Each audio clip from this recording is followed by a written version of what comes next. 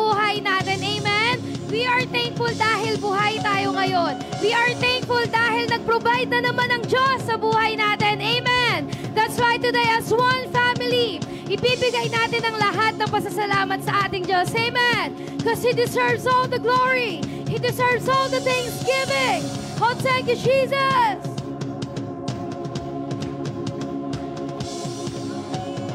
Wandering into the night, wanting a place to hide this weary soul,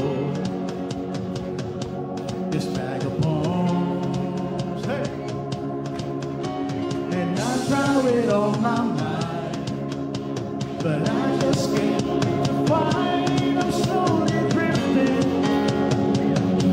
a vagabond.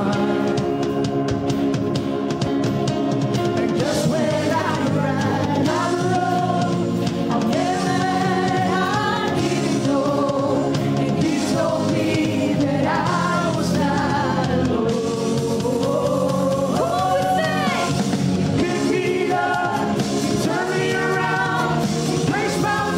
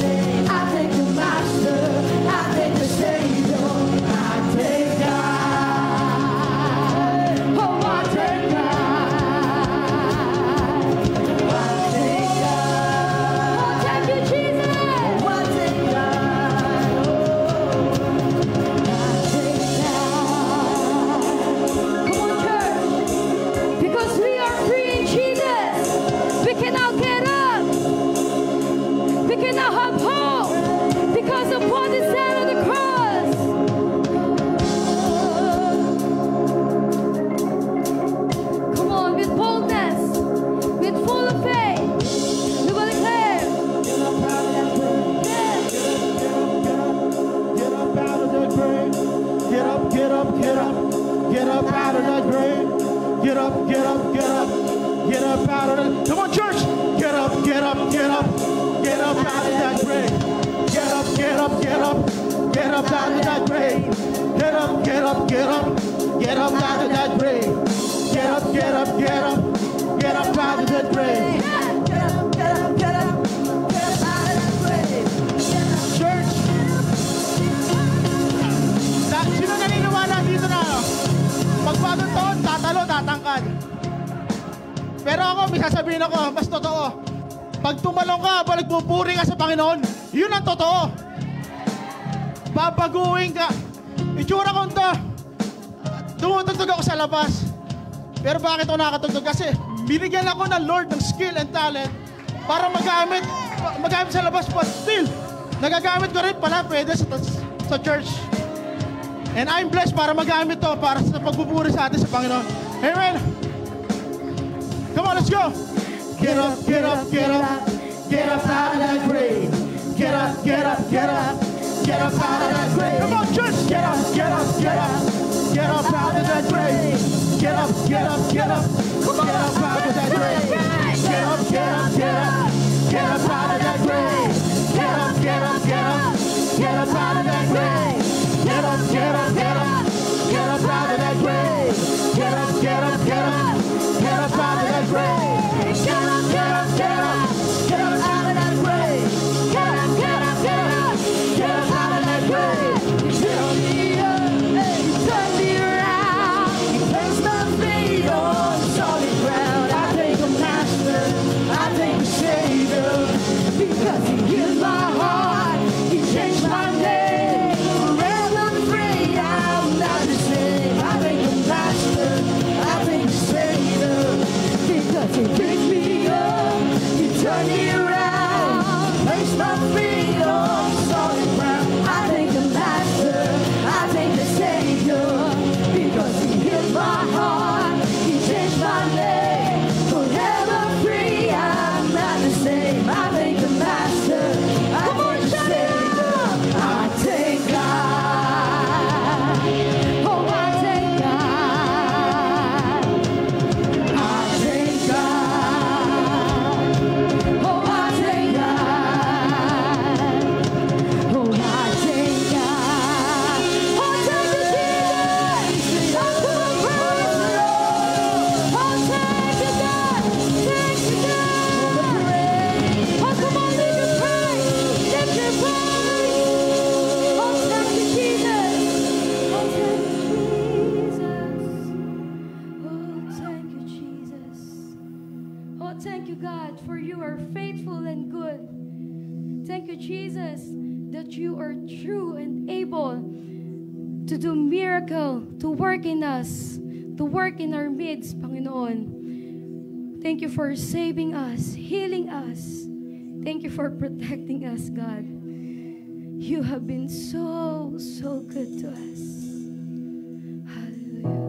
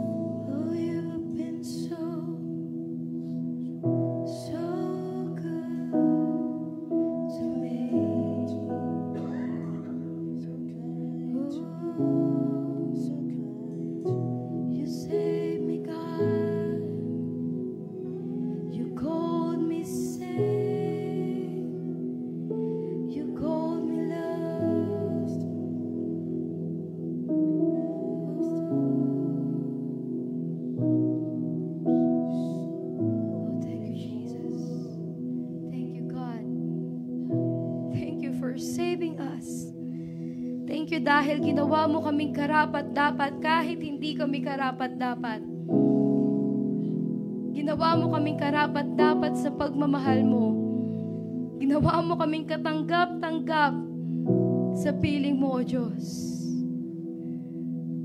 What words can we express how much we are thankful for the goodness na pinaparanas mo sa amin, Panginoon, but through our worship.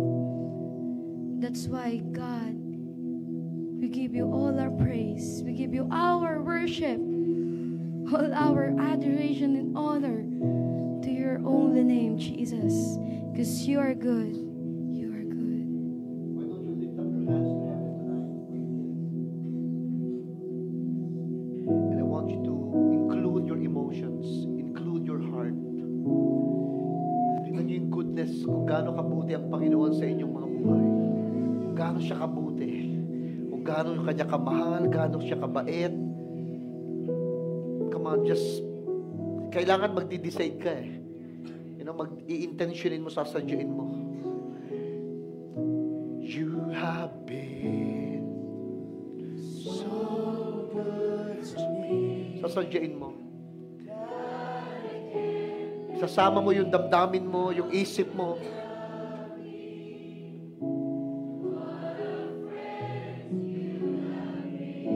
So good to me, Lord. Yung maiiyak ka na lang dahil sa kabutihan ng Diyos.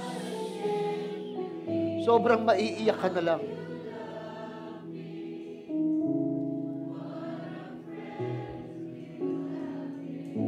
Ito yung mga moment, church, that you cannot say any words, but you just cry.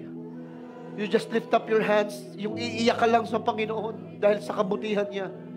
Dahil sa sobrang kabaitan niya. Sa sobrang pagmamahal niya.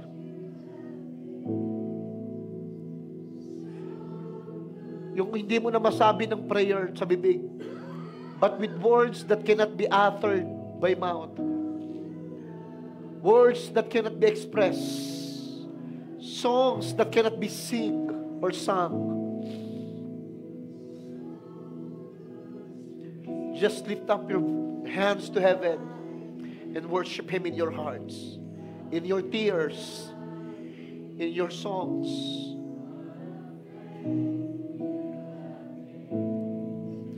So good to me, God, I can't believe how you love me.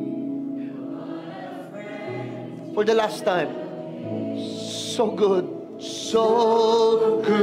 to me, God, I can't believe how you love me. What a friend you have been.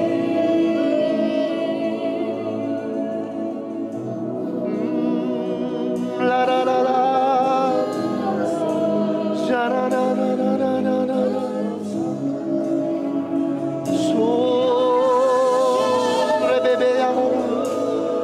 Come on, sing a new song. Melody of praise.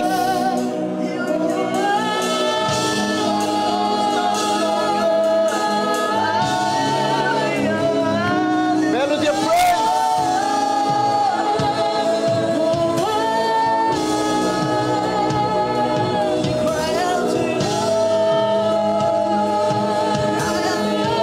Hallelujah. Come on, church.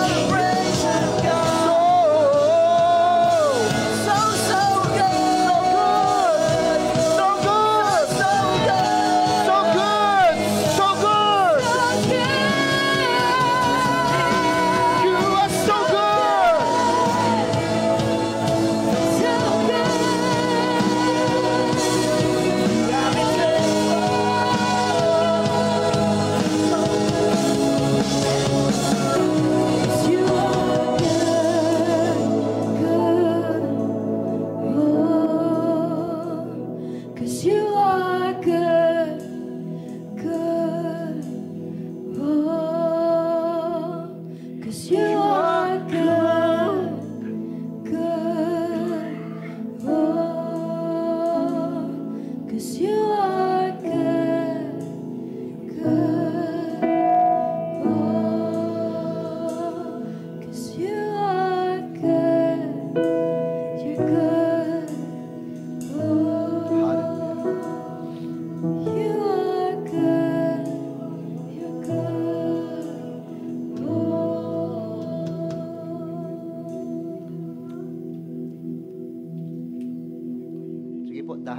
tayong umupo.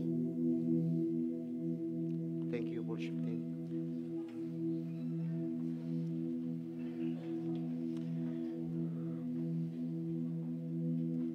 Ngayong araw na ito, before tayo mag-start, I would like to ordain, a man na naniniwala po ako,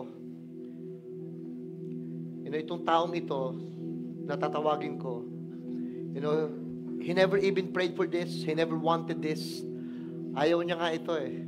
Pag tinatawag siya ng mga taong pastor, sinasabi niya, hindi ako ang pastor, yung asawa ko ang pastor. Si Jade ang pastor, hindi ako. And sobrang secured. Nitong taong ito kasi kahit yung asawa niyang babae ang inordain ko na pastor, hindi siya. I never heard anything. Hindi siya bakit hindi akong naging pastor? Ba't yung asawa kong babae?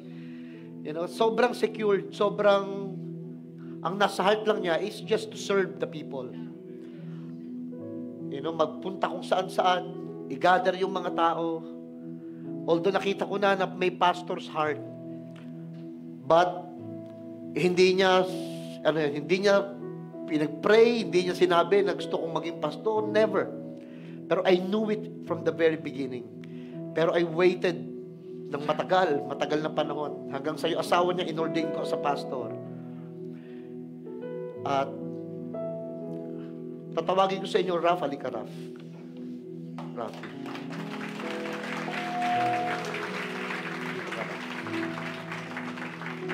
Unang-una, papasalamat ako sa Panginoon na hindi niya pinursu yung kanyang calling. Hindi niya hinanap ang Panginoon. Hindi niya tinawag ang Panginoon para, Lord, ano yung gagawin ko? Alam niyo kung ano ang na-realize namin? Yung calling ng Panginoon ang nag-pursue sa Kanya. Ang Panginoon ang tumawag sa Kanya. Ang Panginoon ang pumili sa Kanya. Ang Panginoon ang kumausap sa akin para sabihin, it's time for this man. Because he never seek for this, then God seek this for him. The call of God pursued him. The anointing of God finds him. The giftings, the anointing of God been given to him. He never asked for it. Hindi niya hinanap, hindi niya pinuntahan, hindi niya sinabing, ito ang panawagan sa akin ng Panginoon, ito ang calling ko, hindi. It's the call of God pursued him. Siya ang Panginoon, gaya ng pagtawag niya sa mga mangingisda. Hindi ang mga mangingisda ang humanap sa kanya, siya ang tumawag, siya ang pumili, siya ang pumunta, and that's what God did to Rafi. Walang ibang nais kundi maging lingkod lang ng Diyos, mag-serve lang sa mga tao. Without knowing, Raf, tinatawag na pala siya ng Panginoon para magpastor. Hindi po madaling maging pastor. Alam natin yan. Alam ko yan from the very beginning. The call of God sa buhay natin is the most important issues. Marami ang mga churches and Christians without knowing na hindi mo kailangan problemahin yon. Hindi naman ikaw ang tatawag sa sarili mo, ang Diyos ang tatawag sa iyo. Huwag mong problemahin kung anong pinagagawa sa iyo, ano ang tawag sa iyo, ano ba, hindi yun importante. Sa anumang paraan, magugulat ka, nandun ka na, pinoposisyon ka na, ina-arrange na nila, nilalapit na yung mga tao, kinakausap na ito, ang ganyan. So, ganun ang totoong tawag ng Diyos sa buhay natin. And this is exactly what He did. Hindi siya nag-Bible school para maging pastor, hindi niya ako kinausap, hindi. It's all about Jesus in His life. Kaya sabi ko, pastor talaga tong taong to. Pastor talaga ito. Hindi naghanap, hindi tumaw, God's calling sa buhay natin is necessary. Importante yung tawag na yan. Rap, may babasahin akong verse sa 2 Timothy chapter 4, verse 1 to 5. I solemnly urge you in the presence of God and Christ Jesus, who will someday judge the living and the dead when He comes to set up His kingdom. Preach the word of God. Be prepared, whether the time is favorable or not. Patiently correct, rebuke, and encourage your people with good teaching. For a time is coming when people will no longer listen to sound, wholesome teaching. They will follow their own desires and will look for teachers who will tell them whatever their itching ears want to hear. They will reject the truth and chase after myths. But you should keep a clear mind in every situation. Don't be afraid of suffering for the Lord. Don't be afraid of the work of telling others the good news. Fully, Rafi, carry out the ministry of God has given you. Yung po ang sinabi ni Paul kay Timothy. Ito naman ang sinasabi ni Pastor Herbie kay Pastor Rafi. Wag na wag mong papayagan, Rafi, na kahit na sinong tao na pababain yung pagkatawag sa iyo ng Panginoon. Wag na wag mong papayagan yung hirap, yung pain, challenges and pressure para sumuko sa pagpapastor. Yung problema mo po, problemahin mo yan. Yung problema ng mga tao, magiging problema mo rin. Pero wag kang susuko. Ang Diyos ang tumawag sa iyo. Ang Diyos ang magbibigay ng lakas sa iyo.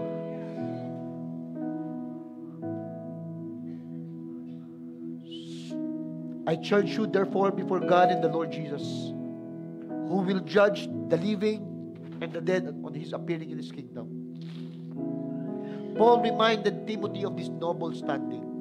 Sabi ni Paul kay Timothy, stand as a man of God.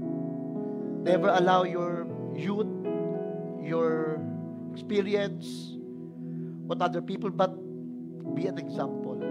Sa salita, sa kalinisan, sa katotohanan, sa pag-iisip, sa kadalisayan. I will ordain you today, Raf. It means God confirming this call of God in your life. Titignan ka ng mga tao na bata. Titignan ka ng mga tao sa itsura. Titignan ka ng mga tao sa pera. Titignan ka ng mga tao sa posisyon sa itsura. Pero ang mahalaga kung ano yung tingin ng Diyos sa iyo. At kung paano mo titignan ng Diyos sa buhay mo. You don't need position, you don't need title. You just need Christ in your life para mapaglingkuran mo lahat ito. The nobility or the nobleness of your work is depend totally on Jesus. Raf, the responsibility of preaching is very important. Preach the word in season or out of season. But when you preach the word, don't preach the word as doctrine. Preach the word as Jesus. When you preach the word, don't preach the word para ma-impress yung mga tao. But when you preach the word, it's because you want to help the people. You just want to let the people see how much God loves them. Gusto mong ituro sa kanila na may pag-asa, may pagmamahal lang Diyos sa buhay nila. Hindi para sabihing magaling kang magsalita.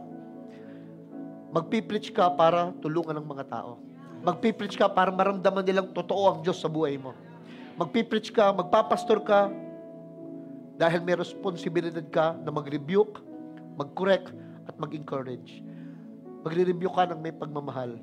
Magko-correct ka ng may kababaan ng loob. At mag-i-encourage ka ng may katapangan.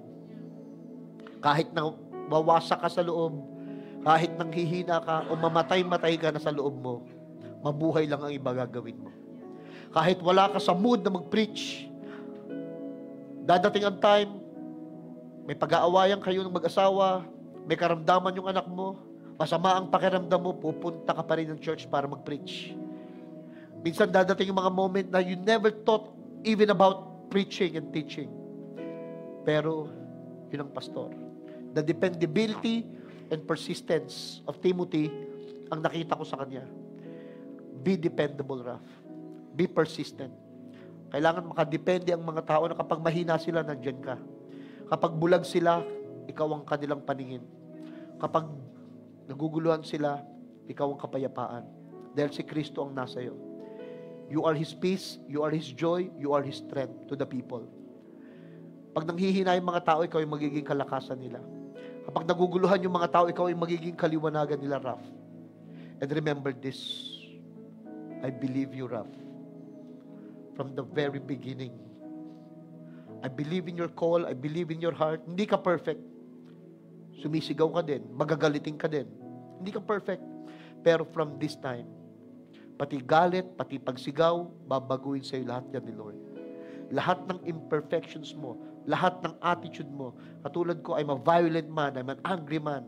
I yell, pero nung magpastor ako, the Lord started to change me bit by bit. Ganun din ang gagawin sa'yo ni Lord Raf. I-increase ka niya sa anointing. I-increase ka niya sa pagkatawag sa'yo. Be faithful, bro. Be faithful. Tayo tayong lahat.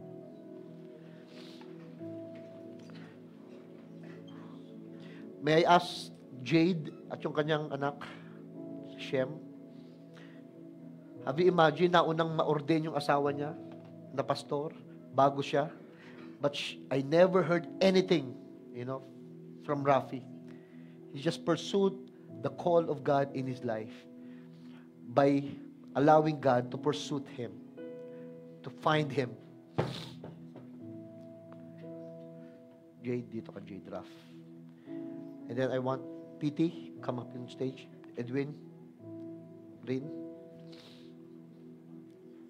go on their back. Laid hands on them. Taas natin yung kamay natin.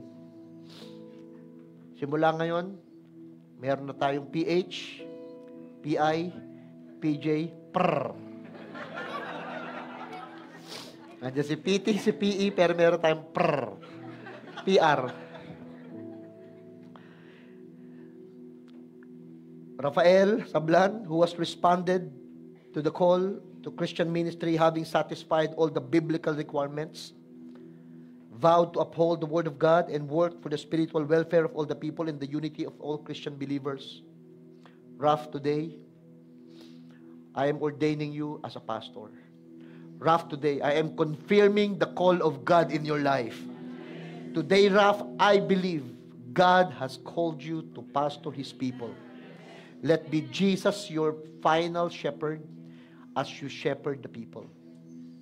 Father, we pray that He will be faithful, He will be responsible, accountable, humble at the same time, flowing in His anointing and giftings.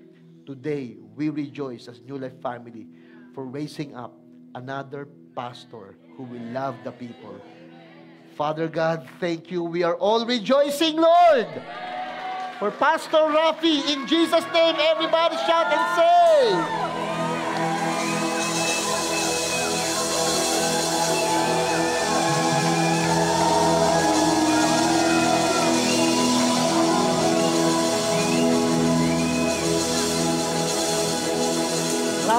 guys, picture taking tayo to. It's a picture.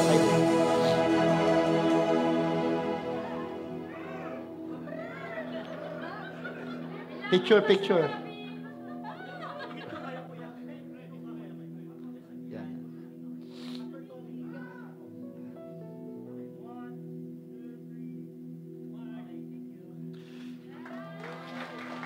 One more time, let's give Jesus the best clap offering. Come on. Makakaw po tayong lahat. Still. Sabay-sabay nga po tayo. Prrrr! Anyway, Daryl talaga. Nasapian ako ng spirito ni Daryl. Anyway. Alam niyo po, marami pong mga bagay na nangyayari sa atin na nahihirapan ng tao. Ang masaklap ito. Hirap na hirap ka sa buhay, na hindi mo alam, may ginawa naman pala ang Diyos. Yung bang hirap na hirap ka, ang mindset ng iba, ay, puro hirap lang. Pero di teka. Ba't ka nagkakanda hirap-hirap na para bang wala namang ginawa ang Diyos sa buhay natin? Tandaan po ninyong may ginawa ang Diyos sa buhay natin. May ginawa si Lord sa buhay natin. Nasaktan siya, nasugatan siya, naiwanan siya, namatay ng maaga, na traidor, lahat na po yata na pwedeng maranasan ng tao, may ginawa ang Diyos. Kaya lang problema yung mindset, hirap na para bang walang ginawa ang Diyos. Ngayon pa lang, let me tell you straight, i-lay down ko na yung mismong gusto kong marinig ninyo. Nothing is too hard for God. Mag-isip po kayo ngayon ng isang bagay na sobrang hirap. Kanina may word of the Lord sa akin, si Holy Spirit. May 5 tao na ang nagsalita, sinabi niya, gusto ko nang magpakamatay. Gusto ko nang matapos ito. Dinig na dinig ko. Why, alam niyo kung ba't naisip niyang magpakamatay na? nitong 5 taong ito sa first service? Ba't talagang naisip niya na lumabas na yun sa bibig nila? Kasi nga, ang tingin nila, sobrang hirap ng sitwasyon.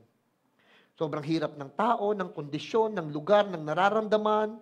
Sobrang hirap na hirap na hirap na. Nakalimutan, teka nga pala, may ginawa nga pala ang Diyos. That's why I'm here to remind you. Sabi ng Jeremiah 32 verse 17 to 27, Sovereign Lord, you have made the heaven and the earth. By your strong hand and powerful arm, nothing is too hard for you. Nothing is too hard for you. Tingnan niyo yung verse 27. I am the God of all people, hindi lang ng Christians, ha? I am the God of all the peoples of the world. Sabi niya, tinatanong niya tayo, is anything too hard for me? Meron bang mahirap na bagay sa akin? Hello! Yung earth, yung universe, I made it with my arms, with my... Sabi niya, may mahirap ba sa akin gawin? Hindi ko ba kayang baguhin yung taong yan? Hindi ko ba kayang iahon ka sa utang? Hindi ko ba kayang pagalingin ka sa sakit? Hindi ko ba kayang pag-ayusin kayong mag-asawa? Hindi ko ba kayang bigyan ka ng visa pa abroad? Yung mga iniisip nating matinding problema. Is there anything too hard for me? Again, nothing is too hard for the Lord. Amen? Alam niyo ang pinakamaganda po lang talaga na powerful na pwede natin gawin? One of the most powerful thing that you can do in your life is to agree with the Lord. Why don't you just agree with the Lord na lang? Halimbawa, pag sinabi ng Lord, sa lata at sugat ko, pinagaling ka, agree ka na lang. Ipoprovide ko ang lahat ng pangailangan mo, mag-agree ka na lang. Pag sinabi ng Panginoon, na ako'y mayaman, naging mahirap para sa aking kahirapan o karukhaan, maging mayaman kayo, mag-agree ka na lang. Ang problema sa marami po, kinukontra pa. Sinabi na nga ni Lord, pinagaling ka, hindi naman eh.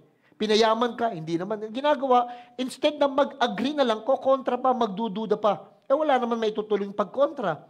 Wala naman maitutuloy yung pagdududa. Hindi naman ikaw nagsalitang pinagaling, pinayaman, niligtas, minahal ka. Ang Diyos naman ang nagsalita. Hindi, tanggapin na lang natin. Ang problema, kung hindi mo kayang paniwalaan ng Diyos, lalo mong hindi kayang paniwalaan ang sasabihin ng ibang tao. Totoo.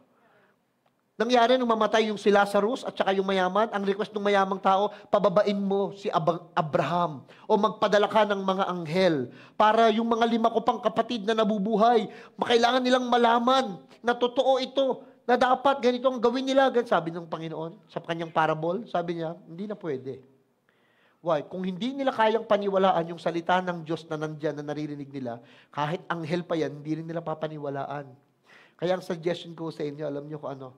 Anumang naririnig yung sinasabi ng Diyos, huwag yun ang pagdudahan, paniwalaan na lang, wala namang talo ron eh. Wala namang puhunan doon, naniwala ka lang, di ba? Walang kalugi-lugi doon. Yung paniwalaan mo lang na minahal ka ng Panginoon, pinatawad ka ng Panginoon. Kaya kung ayaw mo kasing paniwalaan, tingnan nyo ha. Halimbawa, maniniwala kayo na hindi ka pinagaling ng Panginoon, ano na itulong nun? Hindi ka na gumagaling sa sakit mo, tapos papaniwalaan mo lang, hindi ka pa pala rin pala papagalingin, di lalong wala na. Wala ka nang pera, papaniwalaan mo pang talagang hindi nagpo-provide ang Diyos, saan ka pa huhugot? Kaya may ginawa ang Diyos. Ang powerful thing is to agree with what He has said. Una po, there is no promise too hard for God to keep. Walang pangako ang Panginoon na hindi niya kayang tuparin. Hindi tayo katulad ng Diyos na ganito.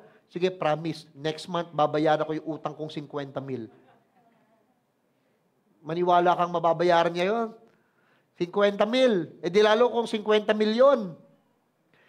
Di mo paniniwalaan, di ba? Kasi tao tayo eh. Dati alam pwedeng mangyari, pero pag ang Diyos ang nangako, tutuparin ng Panginoon. Alam niyo ginagawa ng Panginoon? He's just watching His word to perform it. Ang problema ho sa marami ganito. Hinihiling sa Panginoon na patunayan niya yung sarili niya sa atin. Tandaan niyo po ito, God doesn't need or don't need to prove Himself to you. Kahit wala tayo, Diyos pa rin siya. Hindi niya halimbawa, sige nga Lord, kung talagang nagpapagaling ka, pagalingin mo nga ako ngayon. Lalong hindi gagawin ni Lord. Unang-una, hindi ka naman naniniwala eh. Gusto mo, gawin ko muna. Marami sa atin, alam niyo kung ano, to see is to believe. Kailangan mo nang makita bago maniwala. Kailangan mo nang nahahawakan yung pera bago maniwala. Let me tell you straight. Believe first so that you can see it. Paniwalaan nyo na kahit wala pa. Kaya sabi ni Lord, whatever you pray, believe that you receive it, you will have it. Halimbawa, nagpe-pray kayo for healing. Paniwalaan nyo na, basta pinagaling na ako ng Panginoon, may nararamdaman ka pa. Okay lang yun. Okay lang yun. Ang mahalaga, pinaniwalaan mo lang kung ano yung sinabi ng Panginoon. Una, siya ang nagsabi, hindi ikaw. Ang mahirap yung hindi ikaw ang nagsasabi lang eh. Pero pag ang Diyos ang nagsasabi nun, pangatawanan mo. God will never leave you nor forsake you until He has done what He has promised you. Tandaan nyo ito, pwede nyo sabihin, hindi nangyari ng 10 years, hindi nangyari ng 15 years. Alam nyo sa Bible, basahin nyo. Yung iba mag-iintay 40 taon bago mangyari yung pinangako. Iba mag-iintay 17 years bago mangyari yung pangako. Iba mag-iintay 400 years bago nangyari. Yung iba nag-iintay 278 years.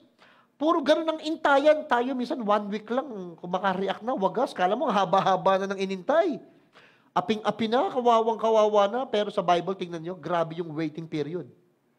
Grabe yung waiting period. Salita lang babalik si Jesus, kailan pa sinabi yun? Di ba? Kaya sabi ng iba sa inyo, mga nainip na.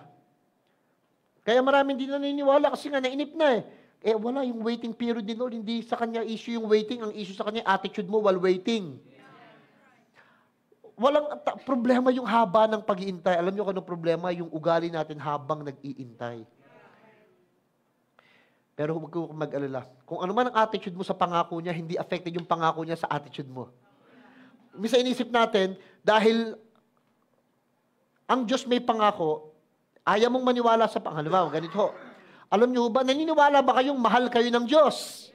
Kahit hindi ka maniwala, mahal ka ng Diyos. Alam niyo bang namatay na si Jesus para sa iyo, na hindi ka pa nagsusorry? So yung pagkamatay niya sa krus, hindi nakadepende sa pagsorry mo. Ang totoo, yung katapatan ng Diyos, hindi nakabase sa katapatan mo.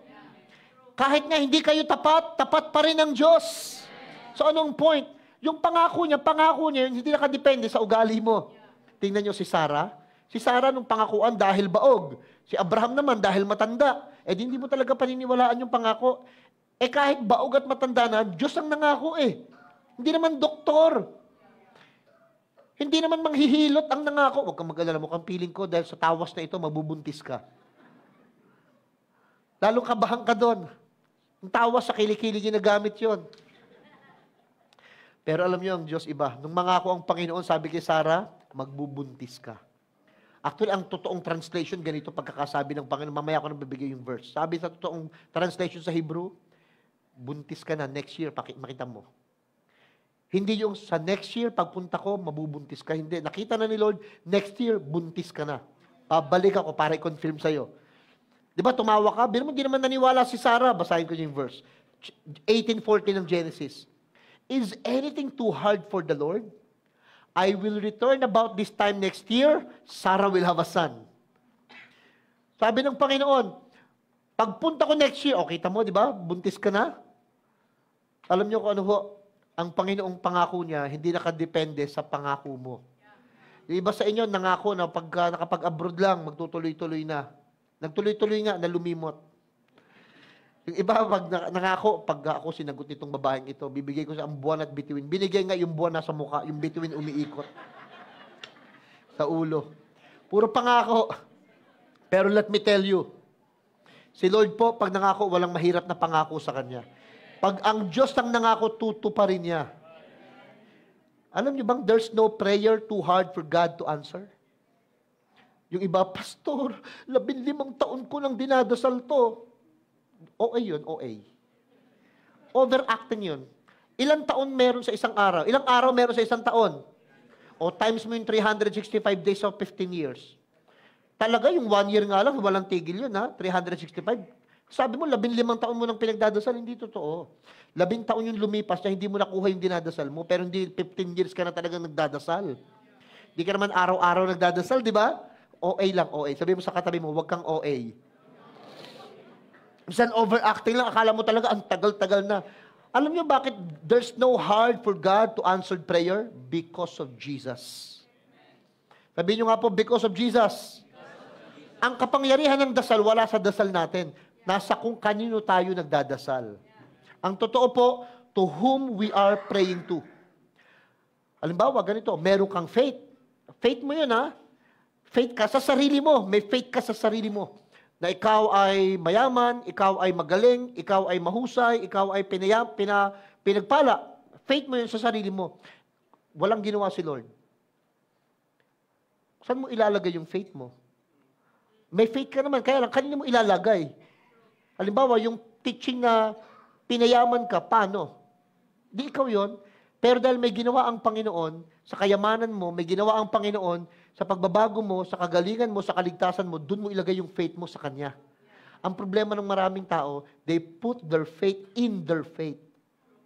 Yung faith nila yung sa sarili nila. Kung meron kang faith, tapos ilalagay mo dun sa grace niyang available, halimbawa, hingi ka ng hingi ng tawad, hindi naman siya napako sa krus, paano ka mapapatawad? So dapat, meron mo ng grace na available bago ka merong ipe-present. So yung faith natin, nilalagay natin kay Kristo, hindi sa sarili. Kaya iba ang nangyayari, convincing. Kinukonvince lang nila yung sarili nila, pero hindi talaga faith in Christ. Sa Matthew 21:22, all things whatsoever you shall ask in prayer, paniwalaan nyo na daw na natanggap, believe that you shall receive. Kahit wala pa, hindi ka pa magaling, maniwala kang pinagaling ka na. Hindi ka pa mayaman, maniwala kang mayaman ka na. Lahat ng mayaman magsabing, o sabi mo sa katabi mo, pautang. Magdududa ka na kagad. Alam niyo, sabi ng salita ng Panginoon sa James 5:16, the prayer of the righteous avails much. Yun daw, dasal ng taong matuwid has great power, produces wonderful results. Kaya nga maging maingat tayo sa dasal natin. Kasi kung righteous ka, you are doing right thing. Kasi sabi niya, look, confess your sin to each other. Pray for each other so that you may be healed. Ibig sabihin, pag nagdadasal yung matuwid, alam niya na sasagutin talaga siya ni Lord. Pero una, siyempre, yung mga minor things, magpatawad, magmahal, magdasal.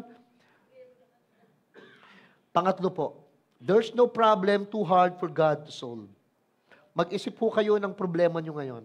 Sino rito may problema? Ay, hindi, baliktad. Sino walang problema? Bibigyan ko.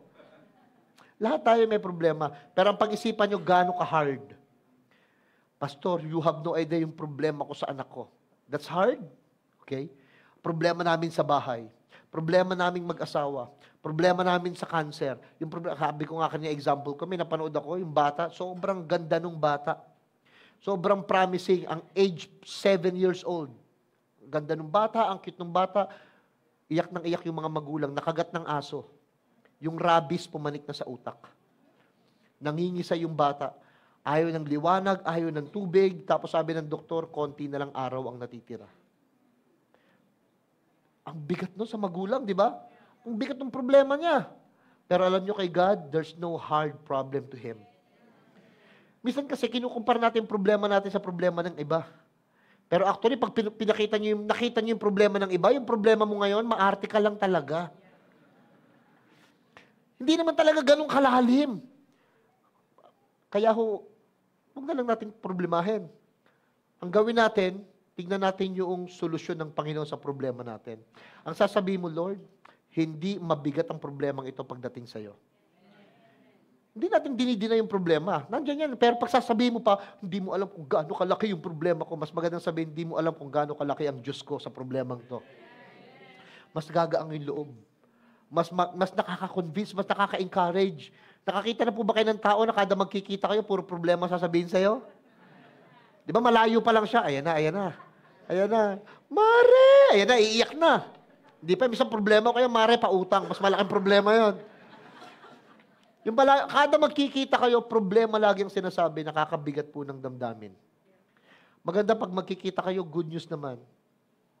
There's no problem too hard for God to solve. Alam niyo kung bakit? God specializes in turning impossible problem to become possible. Kahapon nga may kakwentuhan ako. Grabe yung dati niyang buhay. Talagang addictus. Nagnakaw, kung ano na pinagagagawa hanggang sa napunta sa Hong Kong. Hong Kolong. So, hindi po siya makalabas nung nasa Hong Kong. Pero alam nyo, nung nandun siya sa kinukwento sa akin. Kinukwento sa akin yung sabi niya, alam mo, yung paglalaba, pati paglalaba doon, ang hirap. At para daw sa paglalaba, kailangan mong yung sampayan. Siyempre, maglalaba ka, 10 sasampay yun. Kaya lang problema, unang-una, kailangan mo ng pag magsampay ka, ng sampayan, kailangan daw ng lubid. Bawal yung lubid kasi gagamitin yung pambigti at saka pangsakal So, bawal ang lubid sa loob. Dahil wala siyang magawa doon sa loob, nag-ipon ng mga sako. Yun ang maganda, pag nasa loob ka, pati bahay, lalagay mo sa bote. Dahil wala kang magawa doon sa loob. So, yung mga sako-sako, inipon-ipon niya daw yun, hanggang sa nakaipon siya ng tali. So, meron na siyang lubid na pagsasampayan. Dala-dala niya daw yung lubid na yun. Tapos, alam niyo, paano yung sinasampay yung damit? Hindi katulad ng sa atin. Kasi pag sinampay yung damit, andiyan yung lubid na tali. Gaganon mo lang, di ba? Isa-isa, lalagyan mo ng sipit, hindi ganun sa kanila sa loob. Yung damit daw, papasok yung kamay.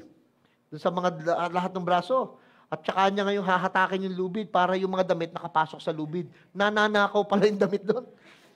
Pag nilagay mo gano'n, nakakulong na, may mga magnanakaw pa rin sa loob. Yun yung di mo tatakutin, makukulong ka, nakakulong na ako. Kaya nanakawin talaga yun. Yun ang mahirap takutin, no? Pag nagdakaw ka, makukulong ka. Talaga? Kaya nakapasok yung mga damit sa lubid. Pag hinatak mo yun, kasama lubid. At kung ang daming hirap ng buhay na pinagdaanan niya, kakakwento niya, alam mo kung ano na siya ngayon? Sabi niya, pero ngayon, trainer siya sa call center. Nagbago yung buhay. Alam niyo kung anong maganda sa Panginoon? God specialized in turning impossible problem to become possible. Ang galing ni Lord. Yung pinakapangit mong problema, gaganda talaga. Magtiwala ka lang sa Kanya. Yung akala mo wala ng pag-asa, gaganda talaga. Aayos talaga. Kaya sa totoo lang walang problem na mabigat na hindi kayang ayusin ni Lord. Gaano kabigat yung problema nyo ngayon? Pera, sakit, asawa, anak, biyanan, bahay, titulo, kaso, promotions. Ano man yung pinoproblema nyo ngayon, madali lang yan kay Lord. Bakit? God works in a supernatural and mysterious ways in solving our problems. Yung hindi mo inasahan na yung tao pala yun ang magbabago ng buhay mo. Hindi mo inasahan na yung sitwasyon na yan ang biglang mag-change everything, turn around. Hindi mo alam. Minsan nga, pagkakatanggal mo sa trabaho, magpapaganda pa ng buhay mo. Yung pagkakaalis mo, pag-resign mo, napaganda pa yung buhay mo. Nakala mo, nung una, magmumukmuk ka, parang isipin mo, anong nangyari na mangyayari na sa buhay ko, wala akong trabaho, nag-resign ako, paano na? Hindi mo alam, yung papala yung magpapaganda. Wala hong mahirap sa Panginoon. Pang-apat, there's no person too hard for God to save and transform. Walang mahirap na tao na hindi niya kayang baguhin. Alam ba, itong tao yung katabi mo, Pastor, si Lucifer, baka magbago ito. Hindi! Hindi ho yung totoo. There's no hard person. Walang mahirap na taong hindi kayang baguhin ng Panginoon. Dati may kakilala kami, Ang pangalan, Bill Ojero. Grabe ng hold up, hinold up yung Philippine Airline. Ang dami lang pwedeng hold up, pwedeng tindahan lang. Philippine Airline, hold upin mo. Di Hong Kong, habang buhay ng pagkakabilanggo, nung nasa loob, dun kumanta ng kumanta. May kanta siya, itinakwil man ng lipunan, hindi ng kalangitan. Kinanta niya yun And then you know what happened? Pastor na ngayon, si Bill Ojero. Nagbago. Wala ho talagang masamang tao na hindi kayang baguhin ng Panginoon. Sabi mo sa katabi mo, may pag-asa ka talaga.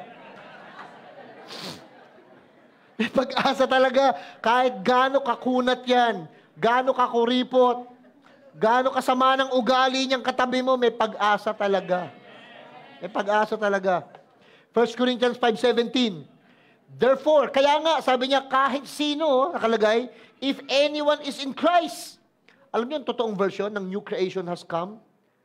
Yung the old has gone, the new is here. Ang totoong ibig sabihin niyan, laliman ko ng konti.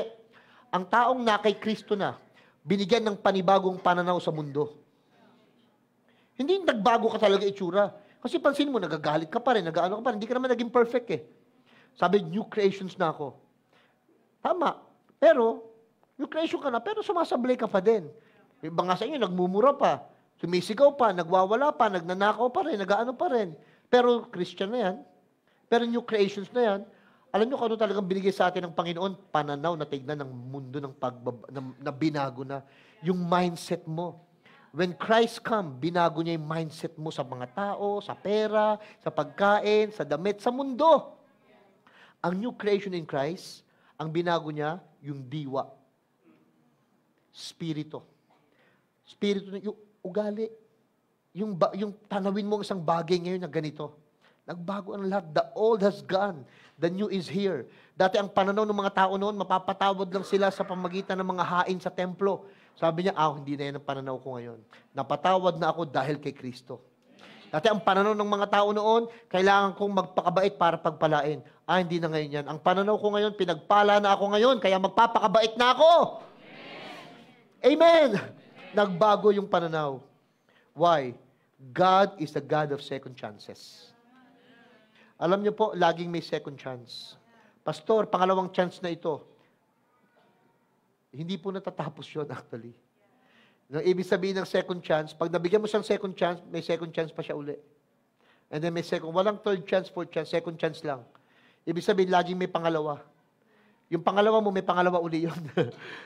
Point is this, hindi po matatapos ang chances. As long as you are alive. Amen? Alam niyo ang goal ni Jesus? To seek and save the lost. Ang goal ng Panginoon, lagi tayong hanapin.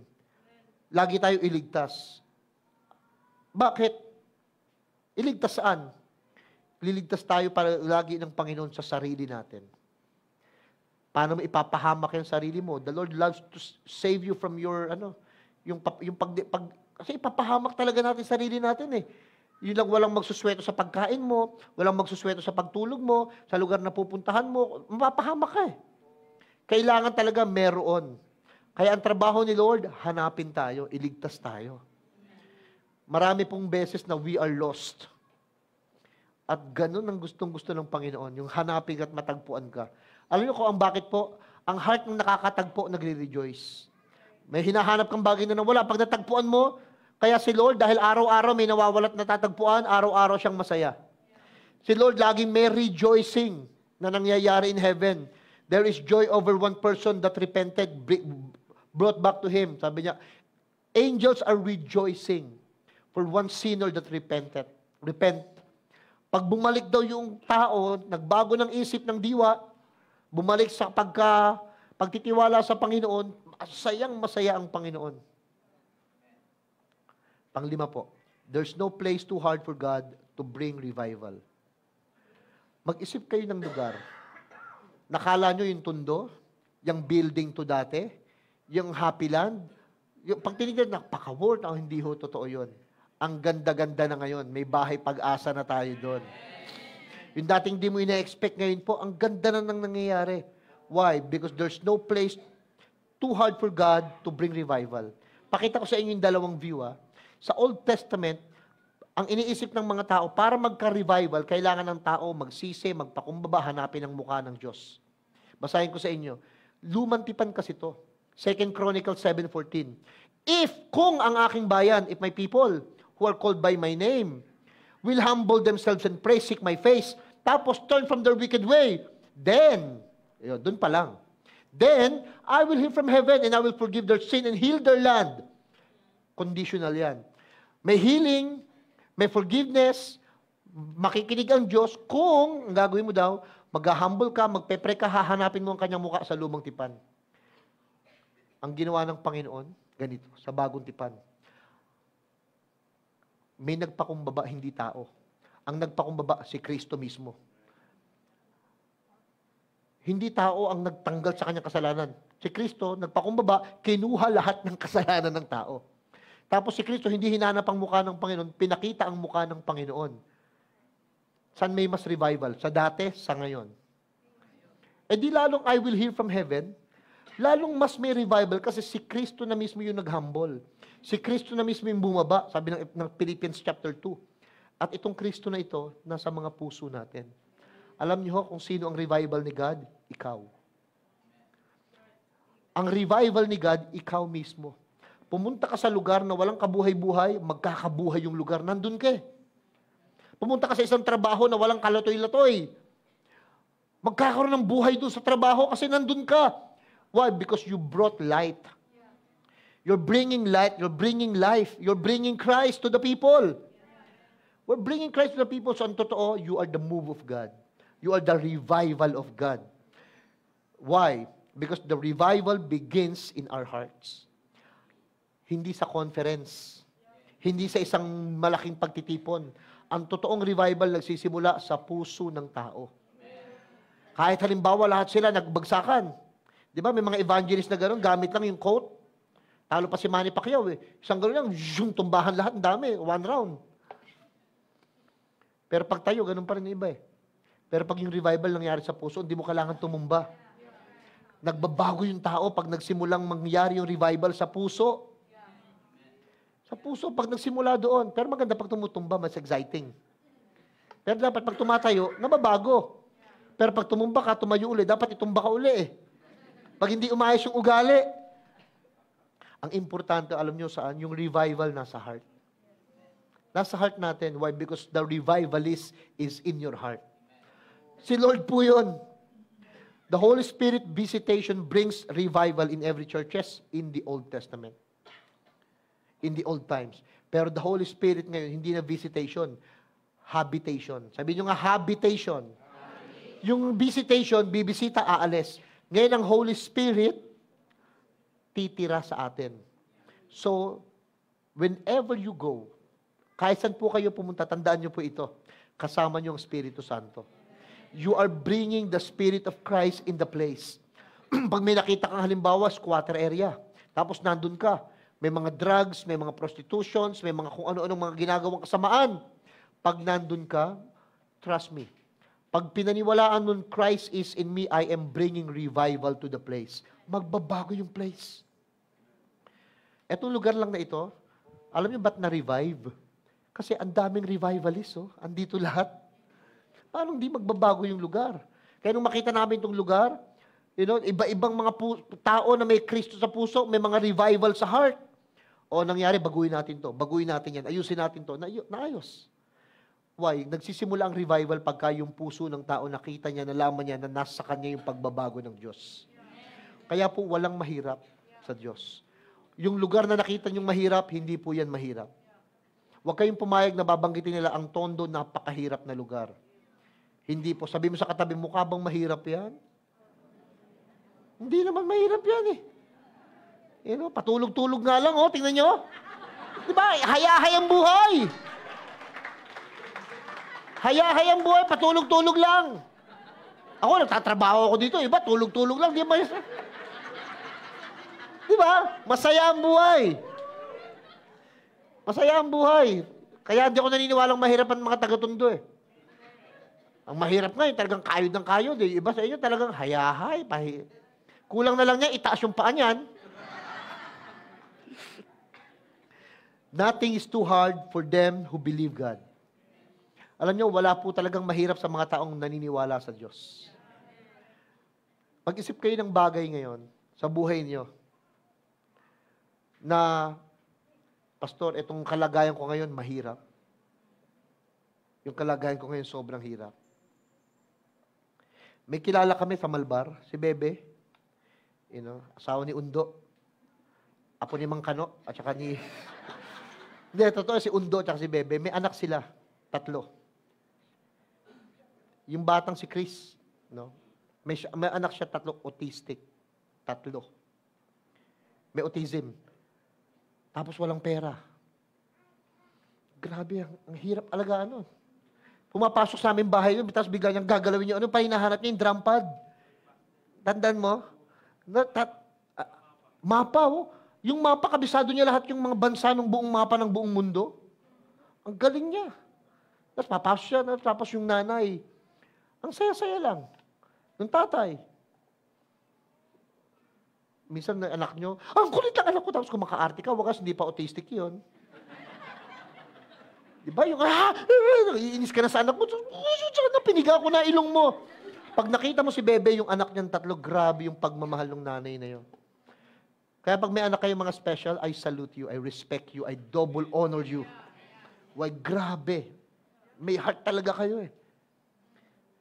Yun ang reason sometimes why God gave you those special child. You know why? Because the Lord wants to see what love really means. Ano talaga yung pagmamahal. Ano ibig sabihin talaga nun. Amen? So wag mong isiping sobrang hirap ng buhay mo. There's nothing. Sabi ng John 20:27, stop doubting and believe. Huwag na kayong magduda na mahirap yung bagay na yan. Kayang pagalingin ng Panginoon. Stop that. Yung to cease to believe. Kailangan na nating mag-believe first, then you shall see. Alam niyo, doubt makes the mountain in our lives unmovable. Alam niyo bakit hindi nagbabago yung buhay ng karamihan? Doubt. Yung duda mo sa kayang gawin ng Diyos, it makes the mountains unmovable. Yung doubts kasi nakafocus palagi sa obstacle and hindrances.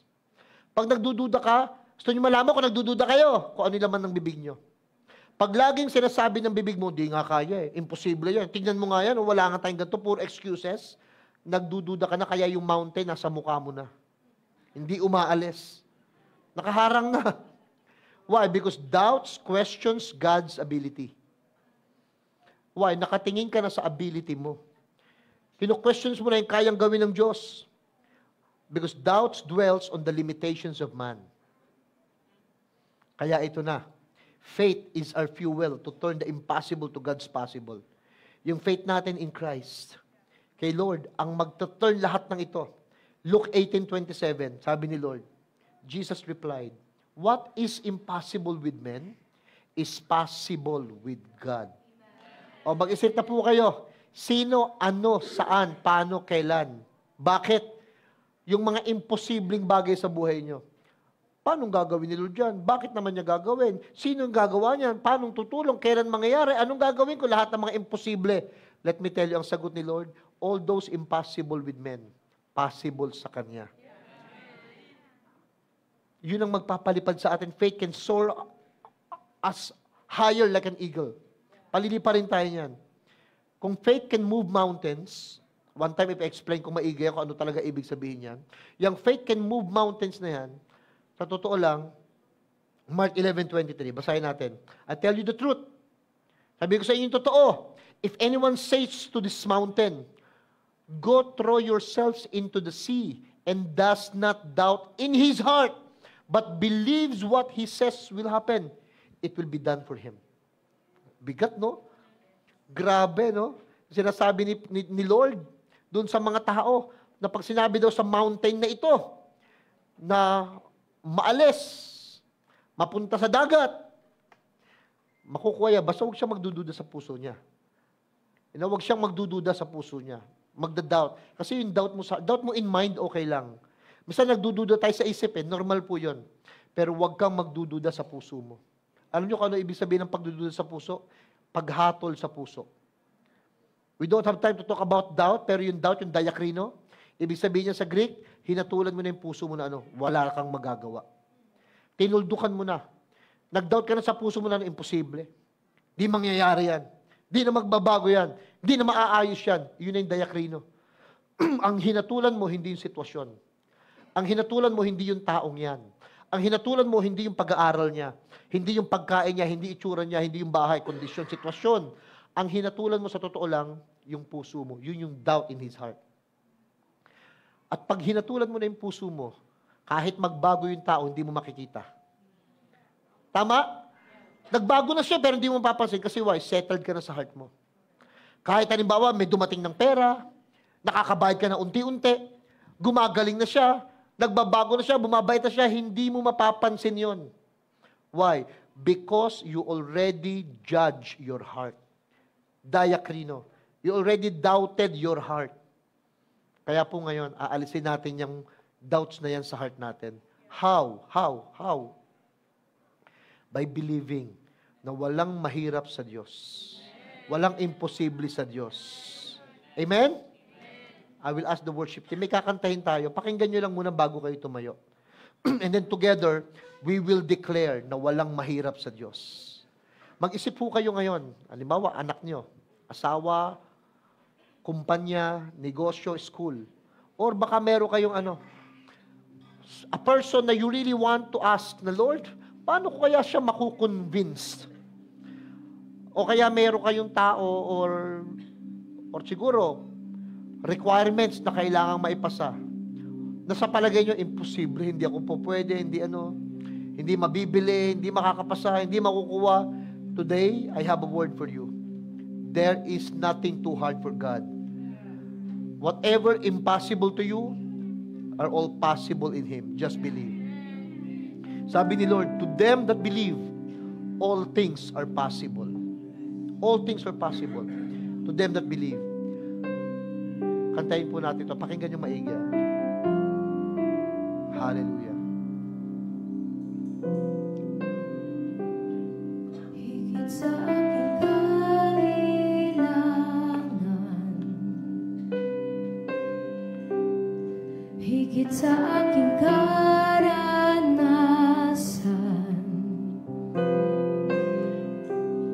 higit sa aking isipin, ay kaya mong gawin. Higit sa aking kalakasan, Ni minsan hindi nagkulang. ni minsan ay hindi nagkulang. Yes, yes, yes, Lord. Higit sa aking isipin, ay kaya mong gawin.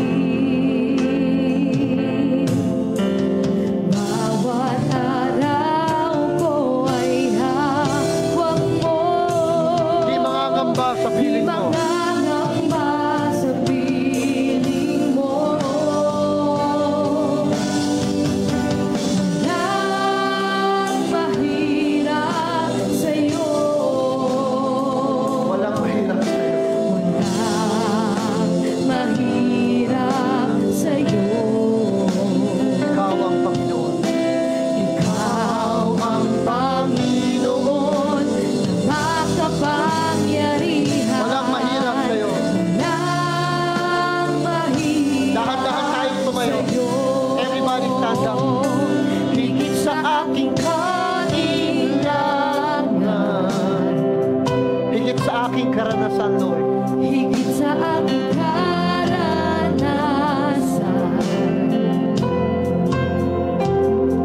Higit sa aking isipin. ay kaya mong gawin. Higit sa aking kalakasan,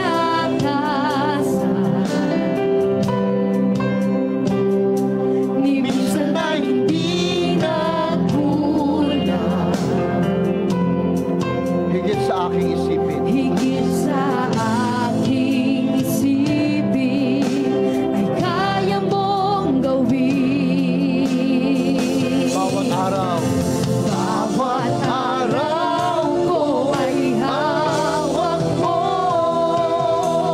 Di mangangamba sa piling mo. Taas natin yung kamay natin sa Lord. Walang mahirap sa'yo. Let's declare walang mahirap. Mahirap sa'yo. Ikaw ang Panginoon. Ikaw ang Panginoon na makapangyarihan. Walang mahirap sa'yo. One more time. Walang mahirap sa'yo. Walang mahirap sa'yo. Walang mahirap sa'yo. Walang mahirap sa'yo. Ikaw ang Panginoon. Ikaw ang Panginoon na makapangyarihan. Walang mahirap, walang mahirap, walang mahirap sa'yo. Every head bow and eyes closed. Panginoon, narito ang iyong mga anak, even to those who are watching. Maaring sa oras pong ito, may mga taong nahihirapan. May mga taong nahihirapan sa pagbubuntis, Lord, sa pagle-labor. Maybe they are in pain today. I pray, Lord, make it easy for them. Make it easy for them. Yung takot, yung pangamba in the mind, settle their mind, Lord, that's gonna be a healthy baby, normal na lalabas in Jesus' name. In Jesus' name. In Jesus' name. Melt down all fears. Let them feel and know and see in their hearts that there is nothing too hard for you. Madali lang ito. Walang mahirap sa iyo, Lord. May mga tao, Panginoon, thinking how to pay. Paano pa makakabayad? Let me tell you the words of the Lord saying, nothing is too hard for me. Nothing is impossible for me. May mga tao naman na nangangarap, nagpe-pray, nagdi-desire na magka-baby. The Lord's telling to you, nothing is too hard for me. Nothing is impossible for me. May mga tao po sa oras na ito, right now, nag-iisip, paano pa makapapasok sa trabaho, matanda na, may edad na. The Lord is telling you, nothing is impossible for me. Nothing is too hard for me. Sickness and disease, anak, issue sa asawa, issue sa kapatid, nothing is too hard for God. Walang mahirap. Whatever things that you're facing today, whatever things that you are thinking today, ano man yung nasa isip, ano man yung kahirapang pinagdadaanan natin ngayon, the Lord is telling to you today, walang mahirap na bagay na hindi ko kayang gawin sa buhay mo. You just trust, you just receive, you just look to Jesus and see and feel how much He loves you. Hayaan yung kumilos ang Panginoon po ngayon. Pwede po bang lagyan natin kamay natin sa heart natin and let's sing this song. Walang mahirap sa'yo. Come on, feel it in your hearts. Walang mahirap sa'yo. Let's declare, ikaw ang Panginoon. Ikaw ang Panginoon Na makapangyarihan. Walang mahirap One more time. sa'yo. One more time. Prophetically declare it. Church. Walang mahirap sa'yo. While God is answering, while God is moving, habang inaawit natin, kumikilos ang Panginoon, nagpapagaling ang Diyos, nagpo-provide si Lord, nagbabago si Lord ng tao. Na makapangyarihan.